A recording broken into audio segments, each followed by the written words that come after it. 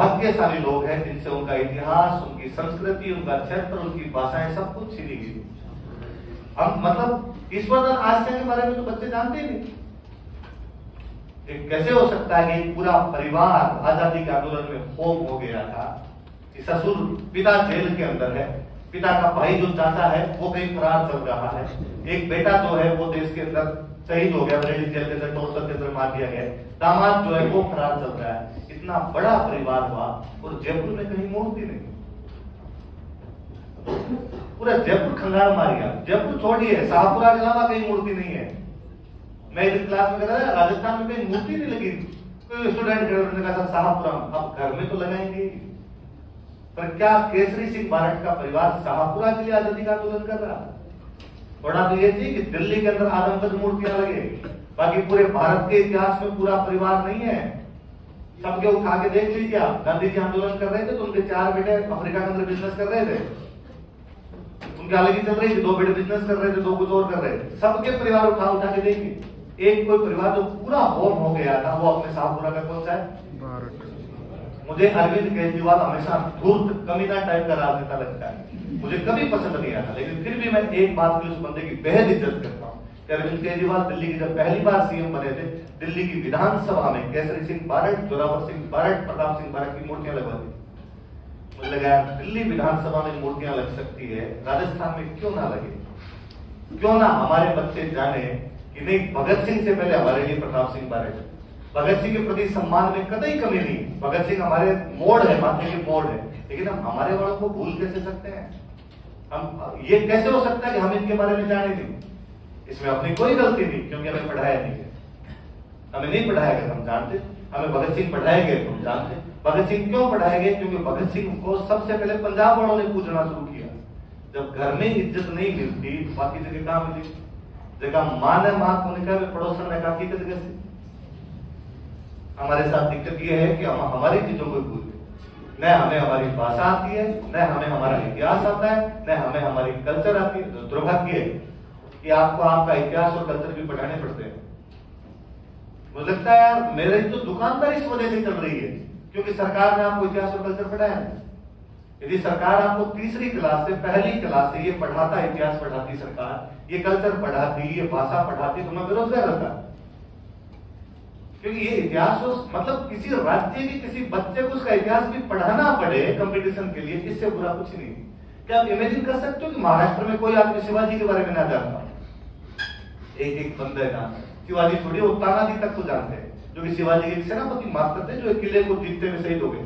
ऐसे तानाजी जैसे उदाहरण तो अपने गांव पड़े हैं कि अपने से कितना प्रभावित हुआ होगा जेम्स टोड, कि अपने देश का वासी नहीं था, कहां के कालीकोस आके यहाँ पे पढ़ा था, गोरा आदमी था, लेकिन उसको अपनी कहानियों में इतने मजे आए कि पूरी बुक लिख दिया आपने। आप विश्वास नहीं करेंगे, राजस्थान के जितने ये हीरोज हुए इनपे सबसे अधिक किताबें बंगाली भाषा में। कौन सी भाषा में?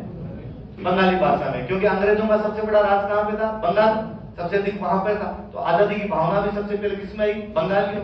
पर बंगालियों के साथ दिक्कत थी, आजादी की भावना तो आगे पे डर लगता है अंग्रेज तो बंदूक लेके खड़े, बाहर गए तो गोली मार देंगे, तो कैसे लड़ा जाए? इन्हीं दिनों में बंगाल वालों के पास में जेम्स टोड की book I, the annuls and antiquities of Rajasthan, Rajasthan का इतिहास एवं पुरातत्व। इंग्लिश की बुक थी, इंग्लिश बंगालियों को आती थी, उन्होंने बुक पढ़ी टोड की, और जब उन्होंने बुक पढ़ी तब उनको पता चला कि साहब ये अंग्रेज तो फिर भी संख्या के अंदर थोड़े हैं, इनसे भी ज्यादा बड़ी बड़ी संख्या के अंदर आक्रमणकारी आते थे। राजस्थान के चुनिंदा लोगों ने आक्रमणकारियों को झाम करके रख दिया।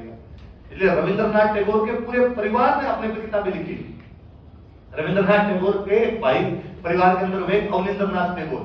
अवनींद्रनाथ टैगोर ने केवल मेवाड़ पे बुक लिख रखी है, और मेवाड़ के ऐसे ऐसे योद्धाओं की कहानियां लिख रखी है जिनका आपने तो नाम नहीं सुना। दुर्भाग्य देखिए कि हम खुमान का नाम तक नहीं जानते, खुमान ने पता नहीं कितने सालों तक भारत की बाउंड्री को इधर झाम करके रखा था, इस सिंगल आदमी अंदर नहीं आ पाए। दुर्भाग्य देखिए कि हम जगदित्य के बारे में कोई नहीं जानते, हम अल्लट के बारे में नहीं जानते, हम बापा रावल की मात्र 5 लाइनें जानते हैं, क्योंकि हम हमारी भाषा ही नहीं जानते। वरना वल्लभ भाई पटेल मुझे इसलिए अच्छे लगते हैं कि संविधान सभा में अड़े थे उस दिन की हमारी गुजराती को मान्यता दी जाए, हमारे को इस विशेष राज्य का दर्जा दिया जाए, हमारे को यही स्थितियां और दी जानी चाहिए। आपके लिए लड़ने वाला न कोई तब था न कोई आज है, ढूंढ रही है। जैसे तैसे करते हैं। अपने वाली पीढ़ी तक तो मुझे लगता है फिर भी थोड़ा बहुत इनके बारे में बात तो करें, अगली पीढ़ी तो इनके नाम भी नहीं जाएंगे। कितना दुर्भाग्य है कि हम जब कहता हूं मैं ईश्वरदान आसिया मिली को हमें हंसी आ जाती है, सब पूरा परिवार होना चाहिए कि शहीदों के प्रति सम्मान प्रकट होता, पर कहां से सम्मान प्रकट होता जब हम पहली बार पढ़ रहे हैं। यदि पहली क्लास से पढ़े होते तो हम जानते हैं, नहीं सर ये तो होता है, तो हम जानते हैं इस पूरे परिवार के बारे में जानते हैं। मुझे तो इसमें भी प्रताप सिंह बारट की मम्मी मतलब उन माणिक्य कंवर के बारे में मुझे लगता है यार ये रोंगटे खड़े होते हैं कि वो महिला अकेली उसने जिंदगी, पति जेल के अंदर बैठा है, देवर फरार चल रहा है, दामाद फरार चल रहा है, बेटे को पीट पीट के मार दिया गया और वो महिला अपनी जिंदगी जी रही हो। अरे शाहपुरा में इनके परिवार के पास बहुत अच्छी हवेली, जो ये क्रांतिकारी उनके परिवार होते हैं तो इनकी संपत्तियां जब्त की जाती है। आज भी गवर्नमेंट करती है, नीलाम कर देती है प्रॉपर्टी को, संपत्ति जब्त कर लेती है। तो माणिक्य कंवर की हवेली को, केसरी सिंह बारट की हवेली को जब जब्त करने के लिए आए तो जो अधिकारी आया वो इंडियन था। उस अधिकारी ने आकर उनका कि माता जी करनी तो पड़ेगी, सरकार का ऑर्डर है, मानना पड़ेगा, आपको जाना ही पड़ेगा यहाँ से, पर माँ आपको 2-3 घंटे का टाइम, गहने गांठा बांधना है उसका बांध, सोना चांदी घर में पड़ा है वो दे दो, पैसे टके पड़े हैं वो दे दो, मैं हाथों हाथ नहीं निकालूंगा वरना तो सामान भी नहीं रह जाएगा आपका, क्योंकि आगे दुख के दिन आए हैं। रिश्तेदार भी आपको घर पे नहीं रखेंगे, क्योंकि यदि कोई रिश्तेदार घर पे रखता तो रिश्तेदार को पुलिस उठा लेती, भाई तू कैसे साथ दे रहा है इनका। रिश्तेदार भी कहते भाई हमारी इनसे कोई जानकारी नहीं, रिश्तेदार भी नहीं रखेंगे आप, जितना सामान चाहिए उतना सामान उठा लो यहाँ से। उस महिला का स्टेटमेंट बड़ा शानदार लगता है। उस महिला ने कहा कि नहीं गहने गांठे तो पड़े रहे, जिंदगी तो काट कूट लेंगे, जैसे कटी जाएगी, कहीं ना कहीं चली जाऊंगी मैं, लेकिन मेरे ससुर थे कृष्ण सिंह बारट, केसरी सिंह के पिताजी थे कृष्ण सिंह बारट, उन्होंने खूब किताबें लिख रखी, वो हमारे घर में किताबें पढ़ी है, मुझे किताबें मान रहे। वो महिला किताबें लेके हवेली से निकली थी। जो माताएं किताबें पढ़ती है उनके प्रताप सिंह पैदा होते हैं, इसलिए पूरा का पूरा परिवार था। तो उस महिला का स्टेटमेंट है, मुझे पूरा इस बात का लगता है कि प्रताप जब क्रांति के लिए गया तो बता के नहीं गए, वो मुझे ये कह के निकला था कोई काम है दोस्त के पास जाके आ रहा। इसका मतलब वो अपनी मम्मी को ये मानता था कि मम्मी कमजोर है, पर मैं बता दूंगी क्रांति के लिए जा रहा है तो मैं उसे रोक लूंगी, शायद वो बताता मैं तिलक लगा के भेजती कि जाओ ढंग से लड़ना और अच्छे से लड़ गया। अपने ये आरपीसी को लाख लाख धन्यवाद देना चाहिए, जो बेचारे उसके चक्कर में पड़ तो रहे हैं कि आरपीसी ने सवाल पूछे कोई लोग, प्रताप सिंह बारट कौन सी जेल में थे, कौन जेल में नहीं गया था, केसरी सिंह बारट कौन से मुकदमे में गिरफ्तार, इसलिए पढ़ तो गए, वरना अपना बच्चा 12 तक तो जब हिस्ट्री पढ़ता है जानता ही नहीं। ऐसे कोई लोग भी हो गए थे। यदि हम भगत सिंह को जान रहे हैं, रासबिहारी बोस को जान रहे हैं, सचिंद्र सान्याल को जान रहे हैं, तो प्रताप सिंह पहले जाने चाहिए। जो अपने को इज्जत नहीं दे पाता उनको दुनिया की इज्जत नहीं दे पाती। इसलिए कोई आप पे उंगली उठाते, आप कोई करे, जब राजस्थान और आपका आजादी का आंदोलन में क्या योगदान, उनको कहना कि घोंगड़ों जो तुम्हारे हीरो है ना, उनके हीरो का भी हीरो हमारे वाला था, बस ठीक है हम नहीं दे पाते। पिछले साल प्रताप सिंह बारट की जयंती थी, आपने देखो मतलब क्या दुर्भाग्य, विडंबना देखी, प्रताप सिंह बारट की जयंती थी, तो मेरे पास उस आयोजक है और उन्होंने आकर सर हमने आपका कोई वीडियो सुना था, उसमें आप प्रताप सिंह जी के बारे में बता रहे थे, हम प्रताप सिंह बारट की जयंती मना रहे थे, क्या आप अपना टाइम दे सकते हैं? मैं छुट्टी ले लूंगा कि मैं पहली बार सुन रहा हूँ कि प्रताप सिंह बारट की भी कोई जयंती मना रहे हैं, तुम कहो मैं पूरे दिन कोचिंग की छुट्टी लूँ, कितनी देर का कार्यक्रम है तुम्हारा?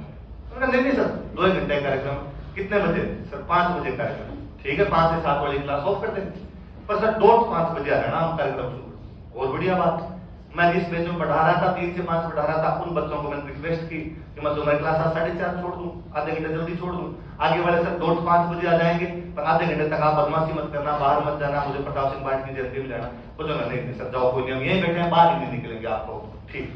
मैं चला गया, बच्चे तो वहीं बैठे रहे, 5 बजे सर आए, उन्होंने क्लास शुरू कर दिया, मैं वहां गया, बट 5 बजे 1 मिनट पहले पहुंचा, जब अगले कह के गए तो पहुंचा। मैं गया तो वहां भारी भरकम भीड़ थी, भयंकर लोग आए थे 32।